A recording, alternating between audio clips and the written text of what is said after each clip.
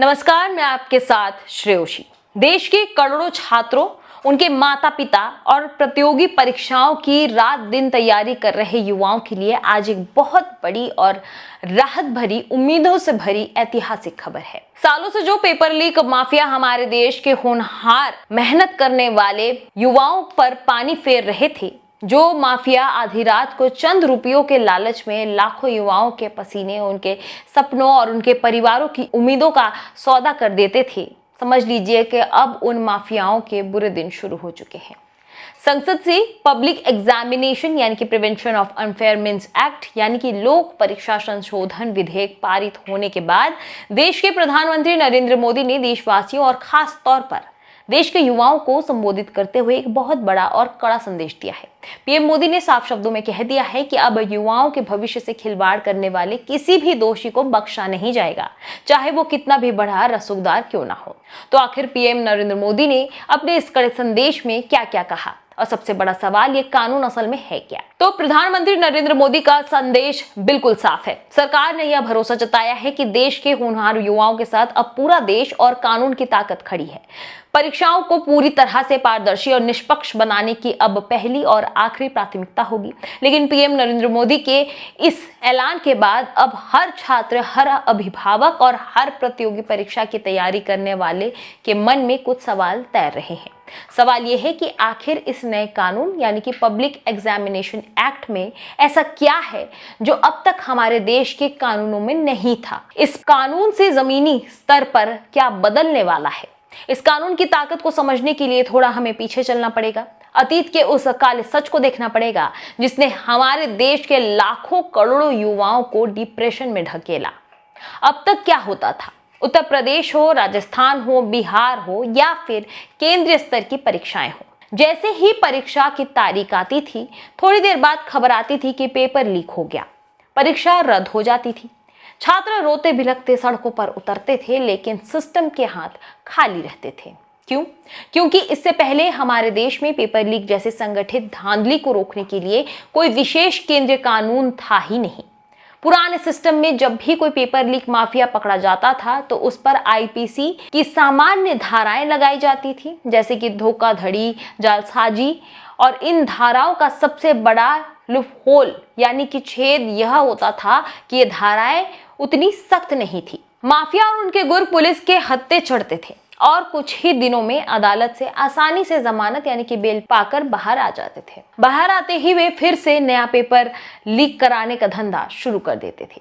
ना भारी जुर्माना था, ना लंबी जेल का डर और ना ही कोचिंग सिंडिकेट पर कोई शिकंजा। लेकिन अब पासा पूरी तरह से पलट चुका है। अब बात करते हैं वर्तमान की, तो संसद के पास यह एक नया केंद्रीय कानून देश की लगभग सभी बड़ी और प्रमुख केंद्रीय एजेंसियों की परीक्षाओं को अपने दायरे में लेते हैं। चाहे देश की सबसे बड़ी प्रशासनिक सेवा यूपीएससी हो, कर्मचारियों के चयन का एसएससी हो, रेलवे भर्ती की आरआरबी हो, बैंकिंग की आईबीपीएस हो या फिर एनटीए की तरफ से कराई जाने वाली नीट और जेईई जैसे देश के सबसे बड़ी प्रवेश परीक्षाएं हो, यह कानून इन सभी पर पूरी तरह से सख्ती से लागू होगी। अब समझिए कि इस कानून में धांधली की किन किन हरकतों को अपराध माना गया है। सबसे पहला कि पेपर को समय से पहले लीक करना या चुराना। दूसरा, परीक्षा केंद्रों में अनधिकृत तरीके से प्रवेश करना या प्रश्न पत्र देखना। तीसरा, मुनाभाई यानी कि दूसरी जगह फर्जी उम्मीदवार बिठाना। चौथा, कंप्यूटर नेटवर्क, ऑनलाइन सर्वे या कंप्यूटर सिस्टम को हैक करना। पांचवा, फर्जी वेबसाइट बनाकर नकली एडमिट कार्ड या रिजल्ट जारी करना। अब आते हैं सबसे अहम हिस्से पे। इस कानून में माफियाओं के लिए सजा का क्या इंतजाम किया गया है, और सबसे अच्छी बात यह कि इसमें किसी भी बेकसूर छात्र या परीक्षार्थी को निशाना नहीं बनाया जाएगा। ये कानून सिर्फ और सिर्फ पेपर लीक करने वाले सिंडिकेट, नकल माफिया, हैकर्स और भ्रष्ट परीक्षा केंद्रों पर प्रहार करता है। ध्यान से सुनिए इस कानून के प्रावधानों को। सबसे पहला है व्यक्तिगत अपराध। अगर कोई व्यक्ति या अधिकारी पेपर लीक या किसी भी तरह की धांधली में शामिल पाया जाता है तो उसे कम से कम 3 से 5 साल तक की जेल होगी और साथ ही 10 लाख रुपए तक का जुर्माना देना होगा। दूसरा प्रावधान यह है कि संगठित माफिया और सिंडिकेट से जुड़ा दूसरा प्रावधान है कि अगर कोई संगठित गिरोह, कोचिंग संस्थान का नेटवर्क या बड़ा सिंडिकेट मिलकर पेपर लीक कराता है तो इसके दोषियों को 5 से 10 साल तक की सख्त जेल की सजा होगी और उन पर न्यूनतम 1 करोड़ रुपए का भारी भरकम जुर्माना लगाया जाएगा। तीसरा प्रावधान यह है कि अगर कोई परीक्षा केंद्र या कंप्यूटर लैब इस धांधली में लिप्त पाई जाती है तो उसे केंद्र को तुरंत 4 साल के लिए पूरी तरह से ब्लैकलिस्ट कर दिया जाएगा। इतना ही नहीं, जो परीक्षा रद्द होगी उसको दोबारा कराने का पूरा आर्थिक खर्चा भी उसी भ्रष्ट परीक्षा केंद्र से वसूला जाएगा।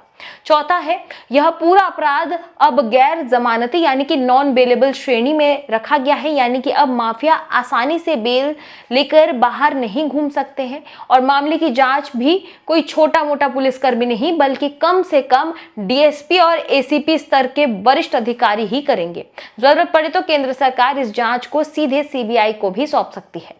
सालों से हमारे देश के युवा जब परीक्षा देकर बाहर निकलते थे तो उनके मन में ये डर बना रहता था कि कहीं शाम तक खबर ना आ जाए कि पेपर लीक हो गया। कई सालों की मेहनत, माँ बाप के गाढ़े पसीने की कमाई और युवाओं की उम्र का एक बड़ा हिस्सा सिर्फ इस अव्यवस्था की चढ़ाई चढ़ जाता था। लेकिन पब्लिक एग्जामिनेशन एक्ट के अस्तित्व में आने और देश के प्रधानमंत्री नरेंद्र मोदी के इस कड़े रुख के बाद अब माफियाओं के दिलों में कानून का खौफ पैदा होना तय है। जब जेल की सलाखें होंगी, करोड़ रुपए का जुर्माना होगा, संपत्ति कुर्क होने का डर होगा, तो कोई भी गिरोह हमारे युवाओं के भविष्य से खेलने की हिम्मत नहीं जुटा पाएगा। ये कानून देश के हर उस छात्र की जीत है जो मोमबत्ती की रोशनी में किराए के छोटे से कमरे में बैठकर अपने सुनहरे भविष्य के सपने बुनते हैं। अब आगे ये देखना होगा कि सख्त कानून का क्रियान्वयन कितनी तेजी से होता है और पेपर लीक नाम की इस बीमारी का यह कानून कितनी जल्दी पूरी तरह से फुल स्टॉप लगता है। इस वीडियो पर आपकी क्या राय है, कमेंट बॉक्स पे जरूर बताएं।